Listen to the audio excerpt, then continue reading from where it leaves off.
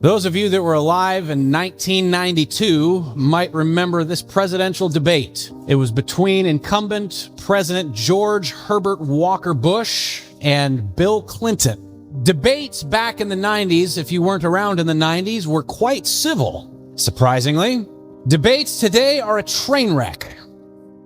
I detest it when people debate and they just yell over each other. Nobody can hear anything that they're saying. And yet that's usually how debates happen now. And then there's arguments, well, we just turned somebody's mic off but they're still yelling and things. This is back in the days when usually debates were pretty civil. And this relationship between these two individuals, very different backgrounds. One is a Republican, one is a Democrat. And I don't know, maybe I'm naive when I was younger, but it just seemed to be that back in the day, the difference between them was one wanted a little higher taxes and one wanted a little lower taxes. And that was pretty much it.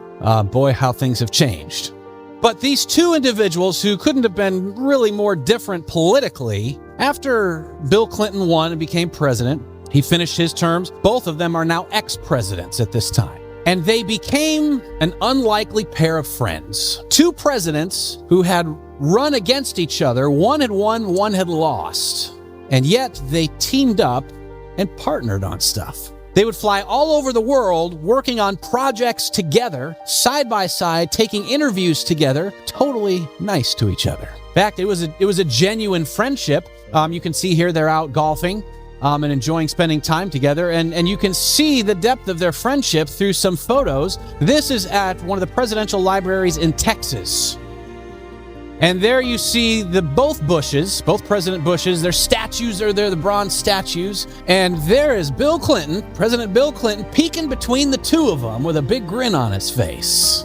This next picture is a very, very old George Bush, probably, I think, in his 90s, I'm guessing here. And you see President Bill Clinton pointing to George Bush's socks. And that's because George Bush, before Bill Clinton arrived, ordered a pair of Bill Clinton socks with Bill Clinton's face on the socks to surprise Bill. And look at both of them grinning. You can see that George Bush is just tickled pink to show him these socks, and Bill is getting a kick out of it and pointing to him as well. And these who sat and debated against each other on the largest stage in the world, a presidential election, and still able to sit down and be friends. Boy, weren't those the good old days, huh? And as I observe life today, I wonder if those days are gone forever.